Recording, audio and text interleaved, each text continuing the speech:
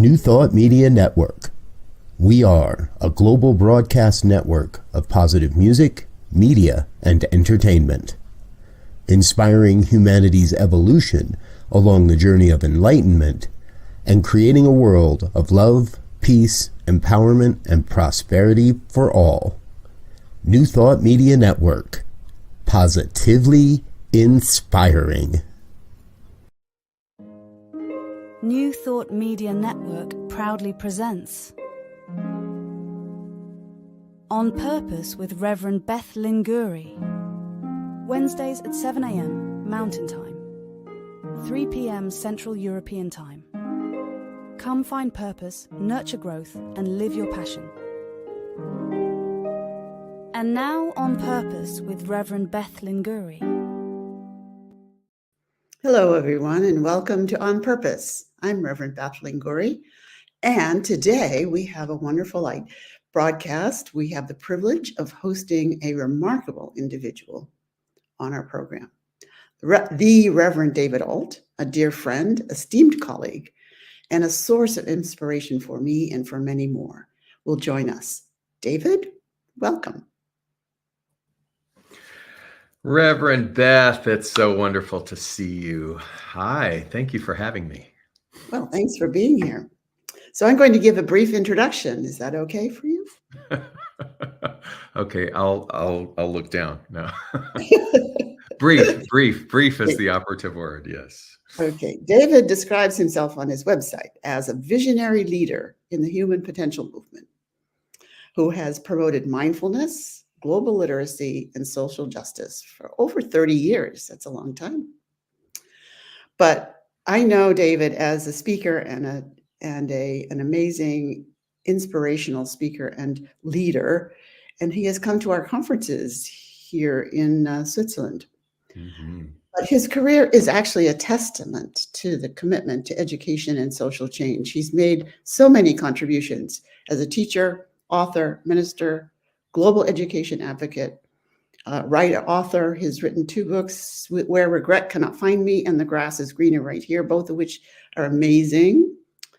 He's an adventurer who has hiked the Inca Trail to Machu Picchu and trekked across Spain, and again in Portugal recently on the pilgrimage, the Camino pilgrimage. And he's even summited Kilimanjaro in Africa. And I remember you came to us after that. That's true. But he has also founded the Kaleidoscope Child Foundation, which empowers vulnerable children and communities with sustainable education, life skills, and fresh water. I hope we'll hear more about that during the broadcast. And he has been a much appreciated and beloved guest speaker and teacher at our summer conference in Geneva, where he has joined us many times, most recently in 2022. And you currently live in Atlanta, Georgia. Is that correct? That's true. Yes. Well, welcome, David, and thank you for joining us. And would you like to add anything to your introduction? Just a thank you for those invitations to Geneva. That place and those people and that environment was one of the most profound, nurturing, beautiful experiences of all the retreats and conferences I'm sure that both of us have been to in our lifetime. Those remain at the top, and I owe that to you. So thank you so much. It was our privilege and pleasure. And I remember when David Serlin in the UK suggested you as a guest for our second year, the second year we held the conference. None of us knew anything about you. And then you come and we're just overwhelmed. So we invited you back the next year. You were such a wonderful speaker and so real, so authentic, and so inspirational. And we all left with our lives changed, that's for sure. Mm. So, David, I know that this broadcast On Purpose is focused on this idea that we come into this life with a purpose, that we have a reason for being here. And it is, I think, as you say on your site, to express the divinity within. It's the only way that we can express the only way divinity can be expressed is through each one of us. And so that is our our major purpose. And the words of Joseph Campbell, when he writes this idea of follow your bliss, don't be afraid. When you do this, you put yourself on a kind of track that has been there all the while waiting for you. The life that you were born to live. Doors will open and you'll be helped by hidden hands. Find what gives you a sense of being, a sense of mission, a sense of participation, and follow that path. And I remember at our first conference when you spoke, you shared an experience that you had as a minister. You were a religious science minister or CSL minister, and you were also leading people on a spiritual journey, I guess, a travel journey of some kind. Could you tell us a little bit about that experience? Yeah. I like the Joseph Campbell quote that you just shared. I think some of the words in that you said were, it's there waiting for you. Such a powerful thing to reflect on, to think about, that which is your purpose, or that which is, shall we say, meant for you, is already there waiting for you. And so it's a call to action, to movement, to busting down any kind of sedentary fear or mental self-created limitation, and just to be able to experience the fact that it is there and you're far more capable than you give yourself credit for. But we don't experience that tangibly unless we're out there, boots to the ground, being willing to have those adventures. And so what precipitated that tour or that travel was actually started in childhood, because I grew up, I tried to say stereotypically poor, because my situation wasn't unique. It was just sort of a carbon copy of what so many people went through with limited means and impoverished background and that kind of thing. And so it was in this small Southeast Texas town. And part of my escape, or my soothing, self-soothing, was I would climb trees and I would read these books about famous people. And what I began to notice, even as a little boy, was that all of these people and all of these stories that I was reading, every single one of them had adversity. That adversity and what I was coming to understand was not unique. It wasn't just solely me. That was a common occurrence within this human curriculum. And yet, through their actions, through their willingness, to show up and to meet whatever it was that was waiting for them, I would read about their results. I would read about their inspired inventions. I would read all of that. And I remember thinking, wow, if they can do this, so can I. Wow. And that's the beauty of education. That's the beauty of reading. That's the beauty of being willing to lift oneself out of their own situation and look around, and to allow inspiration or allow something to pull you into a greater sense of being. And so books were that for me.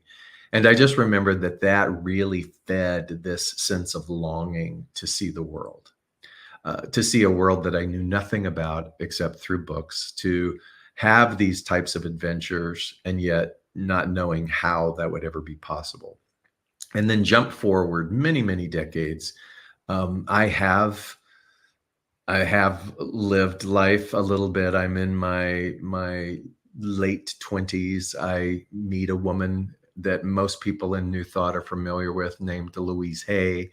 I get involved in music and travel with her. And so I become saturated almost immediately, almost immersed into this mindset of New Thought principles and being enough, and looking at things like limitation and consciousness and whatnot, all things that were foreign to me in my upbringing. And I credit that saturation and immersion for really sort of holding me and anchoring me in a new willingness and in a new taste for something more with regards to life and what it held for me. And one of the ways that that was happening was through music. And so we traveled with Louise as a trio. And then I branched off into a solo career.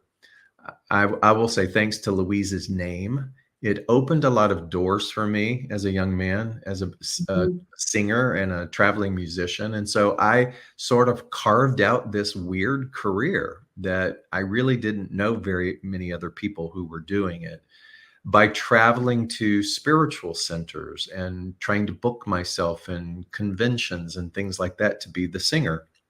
I started to record my own music. Well, in the process of all of that, we remember the days of email lists. So I was developing email lists when they actually meant present the email list. Yeah, when they actually meant something, when they were a prized commodity. And one of the musicians that I came across at that time said, you can use that email list. There are these travel companies. And he told me one specifically from China. And he said, you can travel to China for free. You can see the Great Wall of China. All you have to do is get 15 people to sign up and all of your expenses are paid.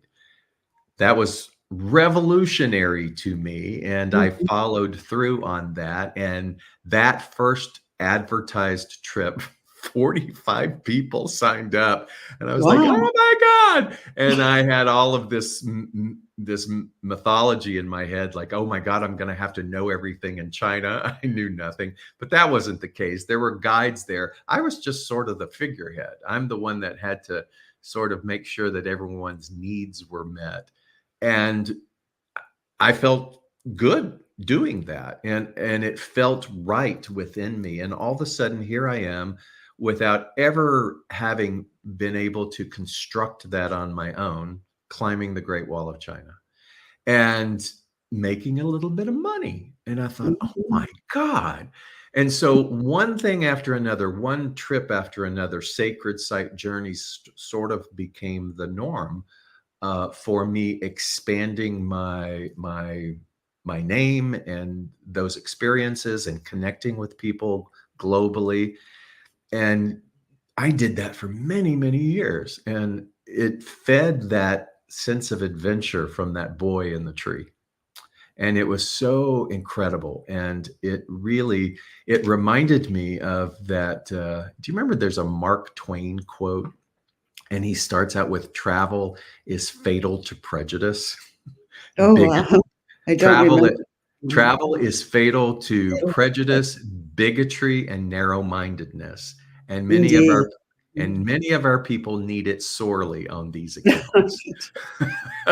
And so I remember that so vividly, and it was true. It was true for me. It opened up worlds for me, particularly being a part of other cultures. What it also inspired within me was wanting to experience the people and the culture beyond just the tourist things. And but it was, it was a door opening to that. But I would say it's now in the early 2000s, and I am presented an opportunity to take people to Cambodia and Thailand, neither of which I had gone before, neither of which I knew much about. And I didn't know that Cambodia was the home for one of the greatest spiritual temple complexes in the world. And people signed up, particularly for Cambodia. We went to Thailand first, which was lovely, and we had a great time. And then we did sort of this, they call them puddle jumper planes, over to Cambodia for 3 days. So we packed a smaller bag. We left stuff in Thailand and off we go to Cambodia. And I've shared this with you before. The moment that I touched the ground, I felt something. And I'm sure all of us who are watching have had similar experiences. For me, it was just really like, wow. I learned very quickly about Cambodian history, about their incredible civil war that took place in the 1970s, the genocide that Genocide. eliminated more than 2 million Cambodians. And so being there in the early 2000s was merely 30 years post Civil War. Right. And there were So still, you had this urge, this kind of inner feeling when you touched down. What was it like that you? it was just, I don't even know if I could describe it as a feeling of home, but there was this palpable equanimity and affinity for these people. And strangely, it was also for almost every single person in that group, the first time that they had ever experienced what I call the delineation between the haves and the have-nots. Mhm. And the haves were us. The haves were the tourists, and the have-nots were basically the Cambodian people. And Mhm. at that time, which is different from today, at that time, tourism was the main functionality of the country, but it wasn't at the level that it is today. And so there were still so much of the remnants of that Civil War, the landmine victims, all kinds of people who were struggling and really, really leaning on tourism to sort of save them. And so it was very emotional. It was very raw for a lot of people. And here's what happens, I think, when those of us who are traveling or coming from Western environments see that for the first time. There's all this sort of bubbling up of wanting to do something, of wanting to fix it. I call it a sincere empathy. And Yes. yet one learns to develop a skill around that in the most effective ways, but push that aside. It's the first time. And so that here we are in consensus wanting to do something. I'm glad that I was naive about the ways of the world back then to some degree, because I may have censored or overanalyzed the situation, but I was equally rushing into wanting to do something just like everybody else. And so the only person we had to rely on was the guide. And I said, look, I have 15 people.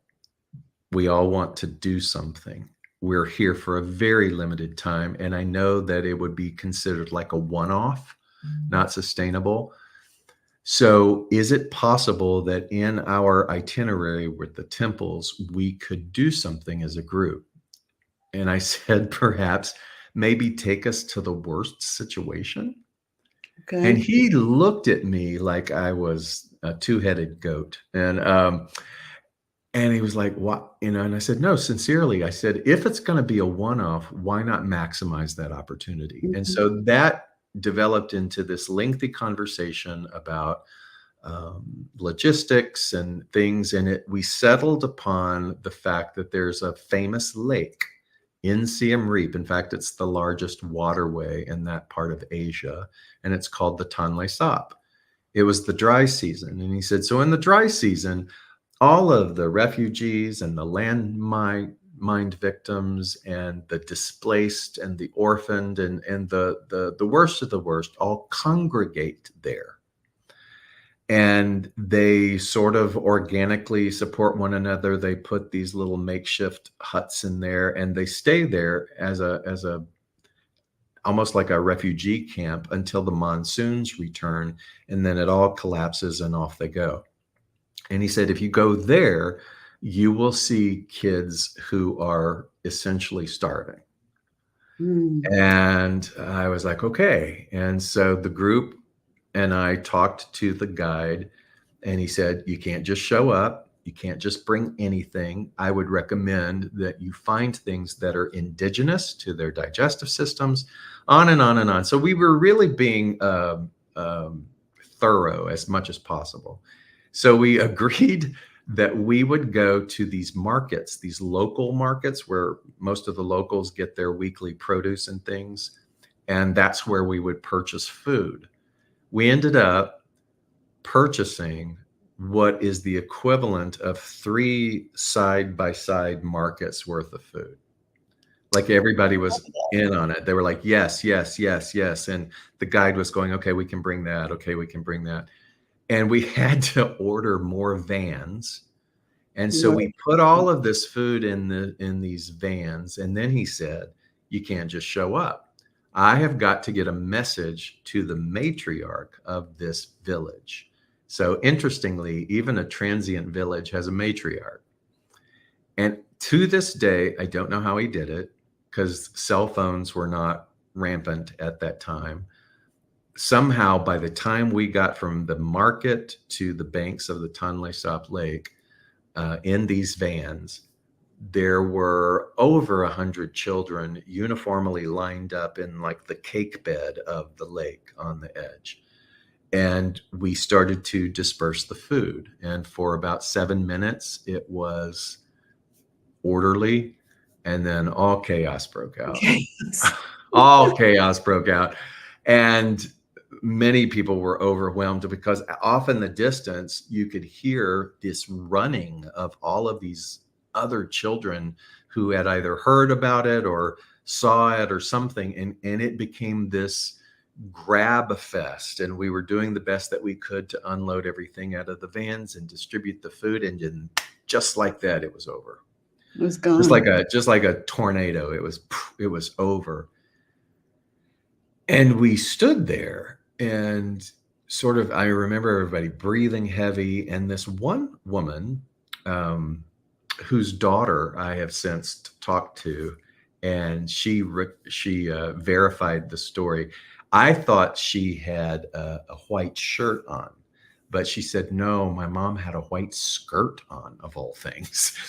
And on this white skirt were all of these little muddy handprints of the children who had been grabbing for the food. And she started to sob. Mm-hmm. And I find that sometimes in those situations, it's sort of like yawning, that once somebody starts to do that, then everybody else starts to do that. And then everybody's crying in their own fashion. And then all of a sudden I can feel it coming up for me. And I have this picture in my mind that I'm supposed to hold it together because I'm the leader. Mm-hmm. But this is different. And to this day, words diminish this experience. But I will say that physiologically, it felt like my heart burst.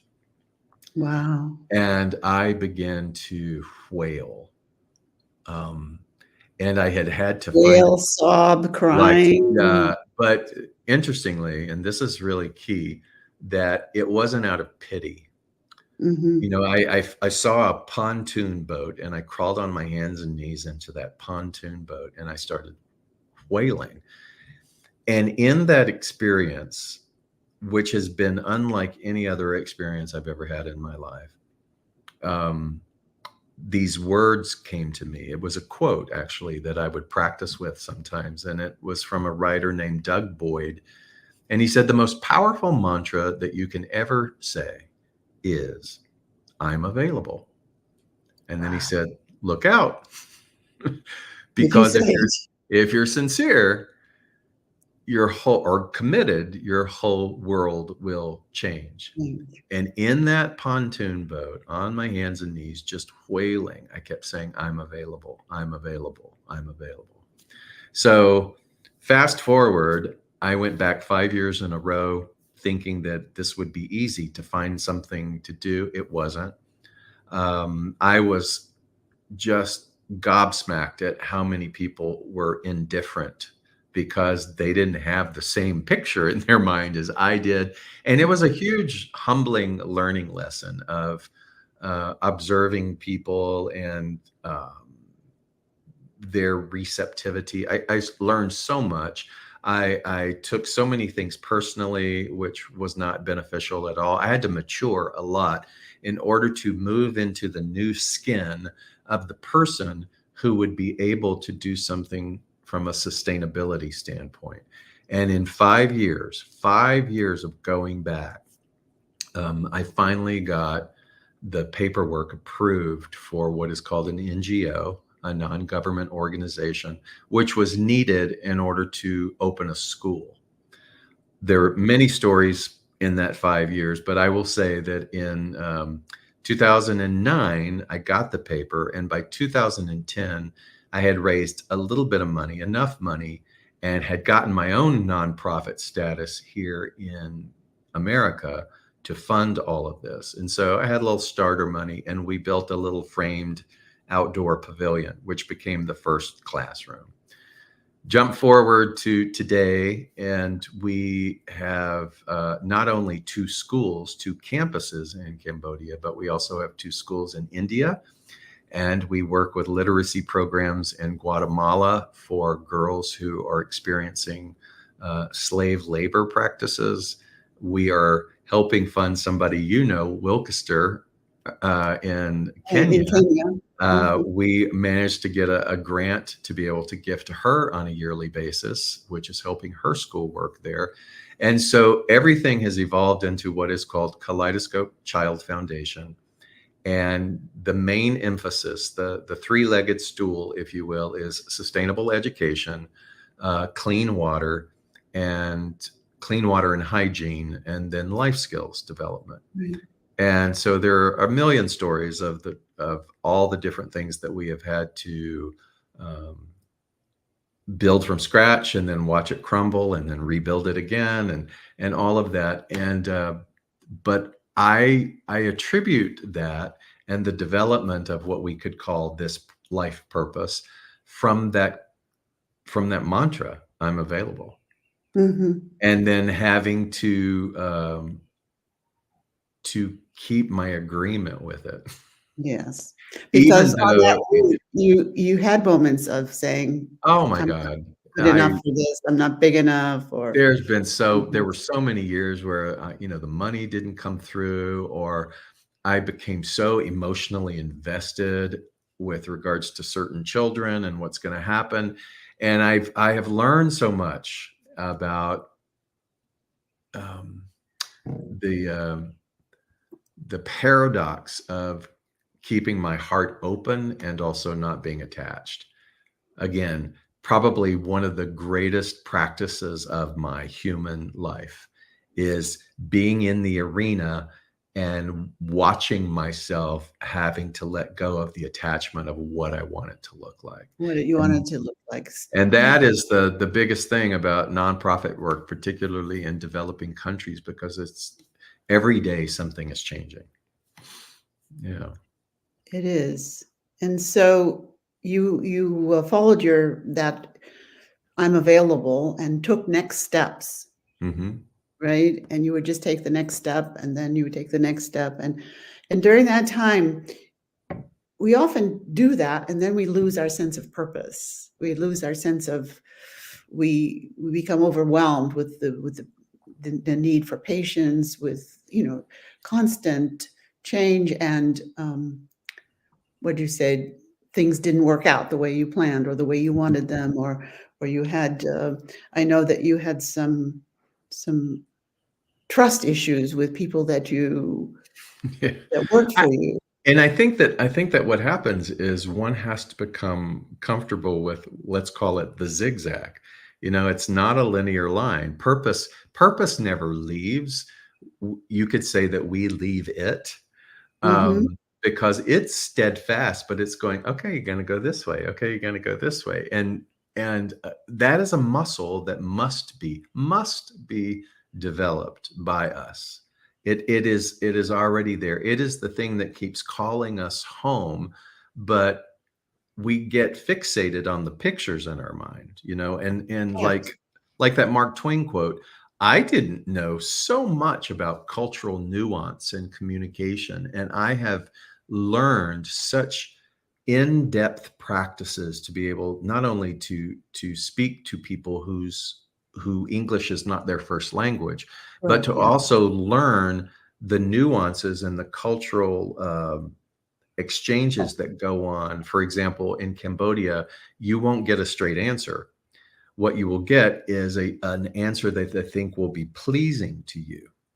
And talk about madness, specifically when you got this linear mind here going, give me the facts. And so that has taken on a whole new pathway of of learning and, again, nuance, and being able to be patient enough to get at the core to where all of a sudden we're having a very realistic conversation. Same thing in India. How many times things are lost in translation, and so the assumptions, and I could say, as Mark Twain says, just the basic ignorance, all of those things are sort of healed and elevated when you're there. But Correct. you're not going to find them by reading about it. You got to No. be there, boots to the ground. Boots to the ground. And you say that you gained so much wisdom through this process of cultural immersion, so much change in your own way of viewing the world and the way of viewing others. So how do you manage to keep up with that kind of do you have a spiritual practice? What do you do to manage those moments of despair or disappointment, or it's not going your way? I continue to be available to learning. It's interesting. When I was, so as you were talking about, been a platform minister for decades and decades, and then kind of stepped down from that because Kaleidoscope really was this sort of full-time demandment. And then the sort of the catchphrase out in the world was thought leader. And then I tried that on for a while and I went, I'm not a leader of thought.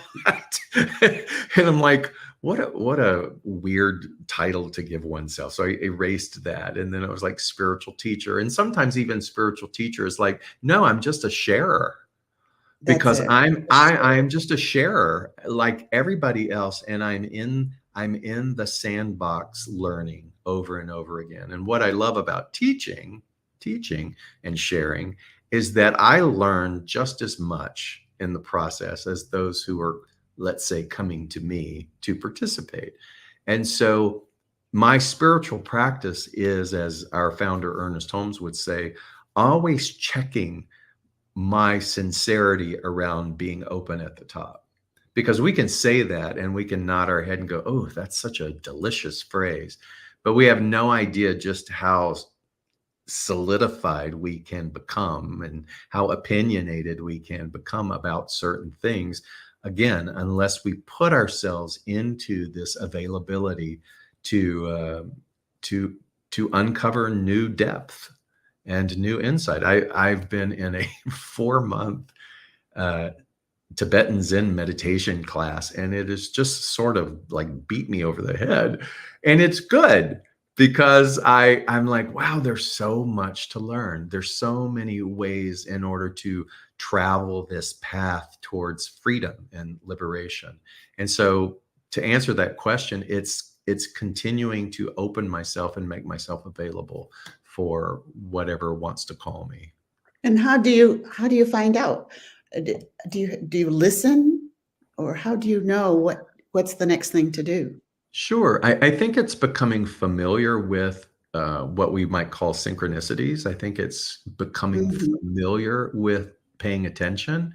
And so it isn't about, I'm going to go hunt and find what that next course is going to be. It's about being aware in the moment and make it a game. So much of our so-called failing is the efforting, but some of the success is just in simply relaxing and letting the day be a sort of experiment. I can't tell you how much success, these are all human words, inventions, but how much success people feel when we reframe things and say, okay, instead of thinking of this as homework or thinking of this as a task, let's think of it as an experiment. So for this day, we're going to experiment with this. And then that level of breathability and ease and experimentation and lightheartedness makes those mindfulness practices and those awareness practices so much more palatable than this idea of, oh, I've got to do this because. And so, like you, I applaud you for launching this particular avenue of expression for you. And isn't it beautiful to know that there's no finish line? That's correct. That's right. No finish line. You just open at the top. Stephen Covey talks about life as a crescendo, Yeah. always expanding. And no matter where you are in your life, you're always expanding and creating, and something new comes and you create and you go more and more. So this attitude of being open to synchronicities, for things to see if something is synchronistic and following it through. So you have to be relaxed, surrender. And yeah, and so one of my big takeaways from this meditation course these months is that the awareness of just, first of all, the divisiveness that exists within the human plane, particularly, let's say now with all the political stuff. And are you able to sustain that equanimity and the constancy of that which you may call spirit, you may call God? Are you able to be in the arena of that and still maintain that? Or how seduced are we with regards to the peace that exists? Where are we in the integrity of our own spiritual principle that tells us that God is all that there is in the midst of all this chaos? And again, I've never been able, maybe you can find this. I've never been able to find where Ernest Holmes wrote this. I think it may have been in practitioner material, but he said, oftentimes we will think that we will use phrases like never before in the history of, and that's not true. History is cyclical. It's been just as equally divisive, if not more so, even more brutal than we are experiencing now. Sometimes we want to make this special, and it's not. And so when you start to think of the plane of form or human existence, it's just the cyclical curriculum that the soul has to navigate to become aware, to remove the Maya or the veils of illusion. And that's not going to happen if you and I are not in the world. Being in the world, being in the midst of poverty, being in the midst of inequality, being in the midst of this divisiveness, and practicing not being swayed from the absence of the principle is a lifelong process. It is a lifelong process, and this is the deal. It's the principle, coming back to the principle and connecting with that and seeing how that's going to unfold in your life. The truth is that all the power we need is within us, and we have access to it through our daily practices and through our decisions, but we keep forgetting. And so we get off track, and then we get into a situation that we're not happy with, and then we begin to say, oh, what's going on, and come back. The person you long to be, you are already. Something I have heard you say. Yeah. I remember just thinking about striving. We're constantly striving and hoping and looking for the person or the course or the situation to fix it for us. But the thing that we long to be, we already are. And if one can grasp that, if one can understand that solution that they crave already exists, if one can understand that the wholeness that they seek is in the apparent absence of it, just waiting for that exploration, then it sort of takes the world and humanity and flips it. And we start to see that nothing is as it seems. And again, that's a practice. If the person that I long to be, I already am, how can I create an experiment and for today, walk around in the embodiment of that? How can I get more clear about who that person is? If that's true, what is that person doing in the world right now? And then experiment by role playing, if you will. I mean, that was such a beautiful part of Neville Goddard's teachings. One of the great metaphysical writers was all about assuming assuming the consciousness of that which you long for. And those practices work. They're very helpful. They're very helpful to shake the sleeping self, to break up the inertia that is in us, and to get us to understand that we are constantly creating, constantly collaborating with that which is infinite.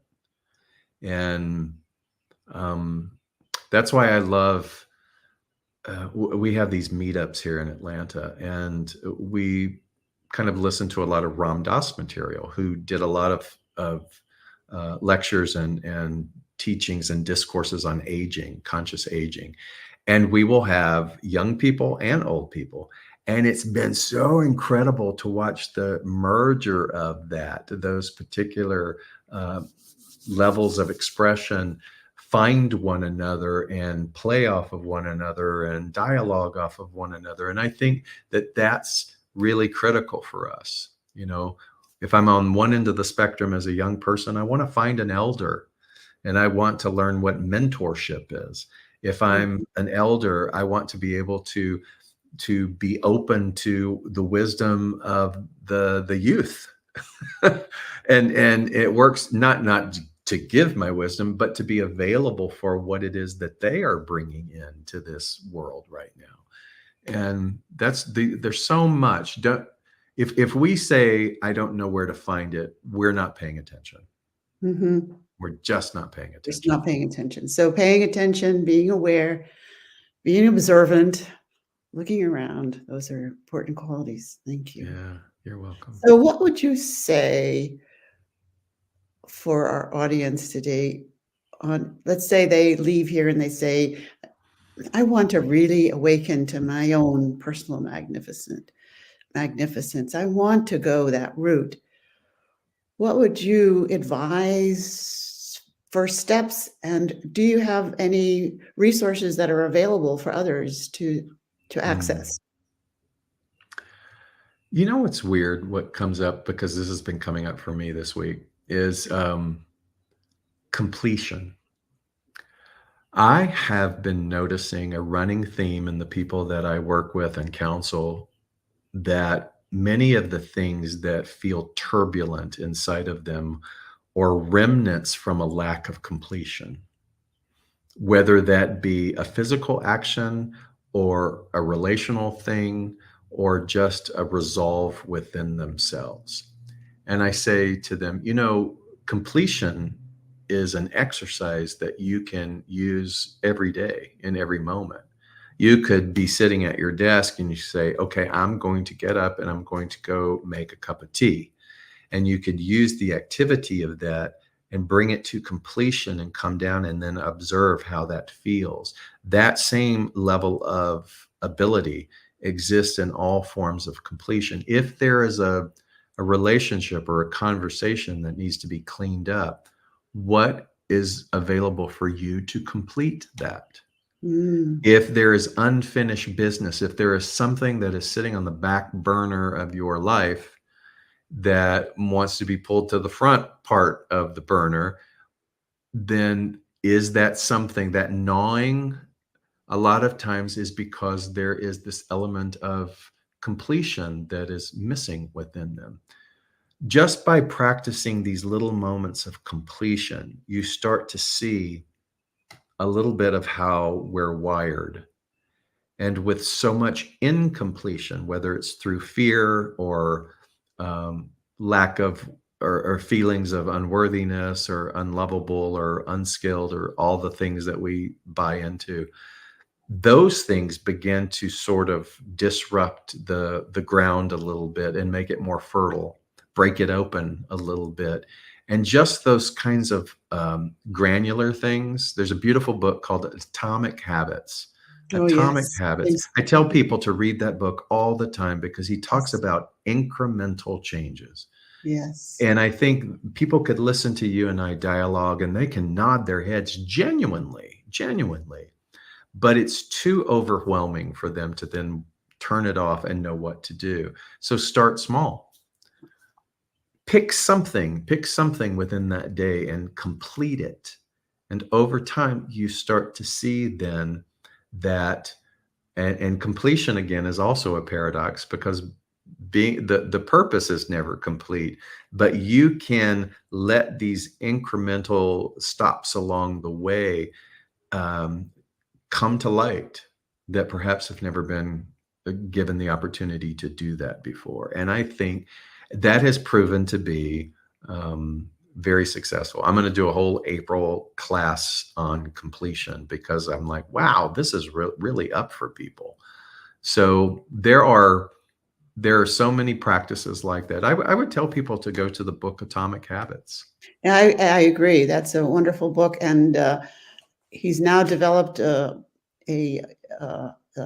program, an app that you can have on your phone, and also you can have messages sent to you every day. I receive from him every day some messages, and you're right that those small steps, just one small thing, like just one thing, completing your cup of tea, finishing, putting it back, just anything that you do in your day to bring something to completion gives you that sense of completeness that you can carry on to bigger things and more things.